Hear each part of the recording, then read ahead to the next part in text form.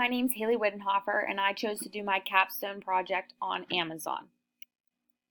So Amazon actually falls under 5 separate industries: cloud computing, e-commerce, artificial intelligence, consumer electronics, and digital distribution. I chose to focus my analysis on the e-commerce industry. As you can see below, I have some visuals of e-commerce versus total retail sales. From 2016 to 2018, you can see that both are continuously growing, but that e-commerce sales is making up a larger percentage of total sales. Consumers spent $517.36 billion online with U.S. merchants in 2018, which was up 15% from 2017 with $449.88 billion. This graph here gives you a visual of how retail sales are growing and e-commerce sales are growing. Retail sales are growing at about 4 or 5% usually from year to year, and e-commerce sales are growing usually around 14 or 15%. And Amazon accounts for 40% of those e-commerce sales. So a little background, a little history of e-commerce. So e-commerce became possible in 1991 when the internet was open to commercial use. 1994, security protocols were reached and there was a persistent connection to the internet compared to before. In 1995, Amazon and eBay both launch. 1998, PayPal launches as an online payment system, and then in 2000, companies began representing themselves, their products, and their services online. And that's also when advertising became larger, bigger online. Google launched AdWords. In 2005, Amazon launched Amazon Prime.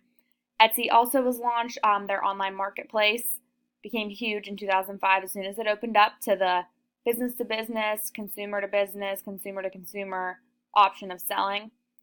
2011, Facebook launched Stories as a form of online advertising, and then Google Wallet actually launched their own system of online payment. And then in 2014, Apple Pay launched their online payment system. So 2017, Instagram shoppable posts are introduced, so a lot of e-commerce sales are actually happening through that social media.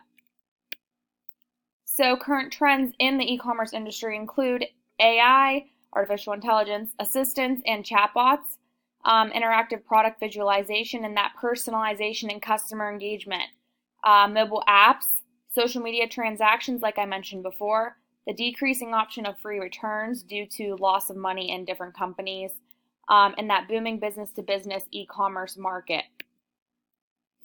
So key players in e-commerce, obviously Amazon, Alibaba, JD.com, eBay, Shopify, Rakuten, and Walmart. Each of these located and based out of different countries, mainly US, China, and then Rakuten is based out of Japan. The graph to the right shows their GMV and also the types of e-commerce that they operate within. Some other competitors of Amazon include Netflix, Alphabet, which is Google, Microsoft, and Apple.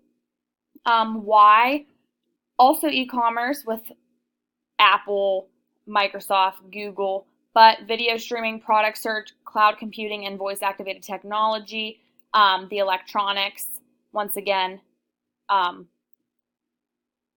Porter's 5 Forces analysis. So threat of new entrants is weak for this market. High cost of brand development, that strong name that Amazon already has, is hard to build up to that. New entrants would need that high economy of scale, and there's already a wide variety of stores and selling places available. Bargaining power of buyers is very strong because of that high number of substitutes. There is low switching costs, so consumers can look other places and have that power to make decisions to where they want to buy. Threat of substitute products and services also strong due to that high number and the possibility of lower prices. Rivalry amongst competitors is strong, large number of competitors, and those competitors have a competitive drive against other companies that they're competing against. There's also a very strong similarity amongst the products of Amazon's competitors, so it's just who the customer chooses to buy that product through. Bargaining power of suppliers is moderate. It's moderate because of the degree of price control the suppliers have, and they just have basic levels of control. So pestle analysis, some political factors affecting the market, political stability of the other countries, increasing efforts for cybersecurity both open up opportunity. The government support of e-commerce can come as either an opportunity or a threat. That's because government support allows for Amazon to expand and operate in more areas, but it also allows for new companies to be brought about and startups to come into play. Economic factors, opportunities stem from the stability of those developed markets and the increase in disposable income. This means people have more money, they're more willing to spend. Some threats include the economic recession, the possibility of economic recession in other countries, and also the varying exchange rates. The exchange rate could come into play when Amazon is bringing money back and forth. That exchange rate could actually have Amazon paying forth more money than what they may be made. Sociocultural factors, that growing trend of online shopping, increasing consumerism in developing countries, and one of the threats is that need for personal interaction. Technology factors, that rapid technology growth comes as an opportunity continuously, increasing efficiency of IT resources, but the threat is that possibility for cybercrime. Cybercrime is continuing to rise. Ecological factors, opportunities come through that environmental program or the increased sustainability standards. Going green, we hear of that all the time, and this attracts customers. Many consumers and customers look for that now when making purchases from different companies. Legal factors, opportunities come from the rising product regulations and also the changes in import and export regulations. But a threat that comes about is those varying international laws. The companies have to make sure that they are staying up to date on the laws and keeping them in order especially when they're operating in various markets. So the mission and vision statement of Amazon is, our vision is to be Earth's most customer-centric company, where customers can find and discover anything they might want to buy online, and endeavors to offer its customers the lowest possible prices. So comparing this to three competitors, Alibaba and Walmart both have very simplistic mission and vision statements, while eBay stood out the most to be the most similar. Some financial analysis of Amazon. So as you can see, continuous growth in net sales from 2014 to 2018, as well as total assets and total long-term obligations. Here we can see where that net sales is coming from, split up into North America, internationally, and AWS. Across these 3 years represented here, we can see that 60% of sales is in North America, while usually around 30% is international and around 10% is AWS. Down here on the bottom, you can see the graph representing the operating income or loss in these three areas as well. So North America and AWS always coming in at an operating income the past 3 years, and internationally coming in at an operating loss. So just a general overview of the SWOT analysis I performed. Main strengths are that brand and image, customer orientation, selection of products. Weaknesses are that easily imitatable, limited brick and mortar presence, lack of customer engagement available. Opportunities in those developing markets, more acquisitions, expansion of that brick and mortar, and creating more partnerships. Threats within government regulations, cybercrime, and possible imitation of that business model. So I did a SWOT of two of the key competitors, Alibaba and eBay. First with Alibaba, strengths are with the fast-growing revenue and that strong recognition they have in China. This creates a weakness for Amazon getting their foot in the door in China. Weaknesses of Alibaba is that limited international presence and maybe being too over-dependent on the Chinese market. Opportunities come with that technology innovation and international expansion, while threats come about with trade barriers and those competitive pressures from companies like Amazon. eBay's strength is the region's specificity of operations, while weaknesses come about with their little emphasis on innovation. Opportunities of eBay are once again expansion and diversification, and their threat is similar to that of Amazon with the imitation of their business model. So just a general look at the VRIO analysis.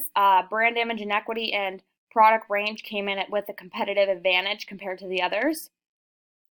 Core competency. Amazon has many core competencies, but the one that stood out to me was that brand image and equity. This is going to take them for long-term success, long-term competitive advantage. So the primary activities of Amazon and how they use these as a competitive advantage. Inbound logistics through their widespread fulfillment centers, outbound through quick order fulfillment, operations in various markets and various countries. Marketing and sales comes mainly through word of mouth and brand image, and services shine through Amazon Prime. Support activities are that research and development with those innovative products, innovative technology, and equipment that support them. Human resources, hiring those strong employees and compensating them, conducting trainings, procurement, purchasing of raw materials that are needed, and infrastructure, which is the processes, policies, and procedures that are needed to be followed. So the competitive strategy of Amazon is cost leadership. The Amazon flywheel here is represented by low cost structure, low prices, creates that growth and that customer experience for the sellers and the wide selection of products. 4 main growth strategies: market development, market penetration, product development, and diversification. These are the 4 areas that Amazon focuses on the most with growth.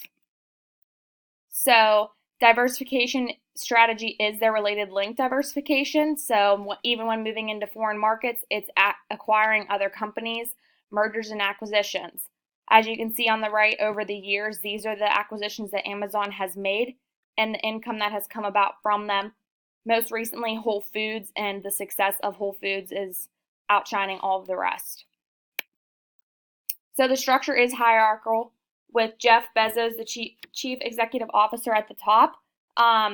So when they have meetings to make decisions, the top executives present these ideas with a 6-page narrative memo. The decisions are either type 1, more attention, can't be reversed, or type 2, easily reversed. And they make decisions as a group. The main ideas can come from any employees in Amazon, but then they're given to these managers, and then the managers present them to the top executives, and then the top executives report to Jeff and present this 6-page memo to everyone else.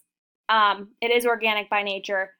This is something that I haven't ever heard of and is very unique to Amazon's decision-making process. So based on my analysis, the strategic issues I found were the lack of customer engagement and personal interaction, the easily imitatable business model, the lack of focus on international market, and the lack of focus on marketing. I also listed here what analysis helped me find these. So my recommendations, based on the lack of customer engagement, is to implement that chatbot.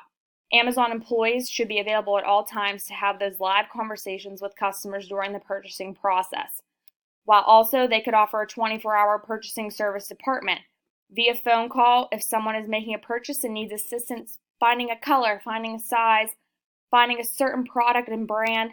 Someone should be available to assist them in the shopping experience. Second issue is that easily imitatable business model. Based on this, I would recommend research and development to further alter the business model. Make it different, make it stand out, make it unique. Continuous and fast innovation of products and services in order to make it less likely that imitation will happen. Third issue, lack of focus on the international market. More research and development on markets and their competitors. Adjust strategy based on consumers of where they are moving into. Adjust websites, marketing plans, pricings, offer promotions if needed. And the fourth issue, lack of focus on marketing. So recommendations I have for this are implement commercials, magazine advertisements, especially those social media ads where it's one-click shopping from social media. Social media transactions, they could even partner with their competitor Facebook or Instagram to offer social media transactions of their products and services to continue standing out. And here are my references I used for this analysis. And thank you for your time.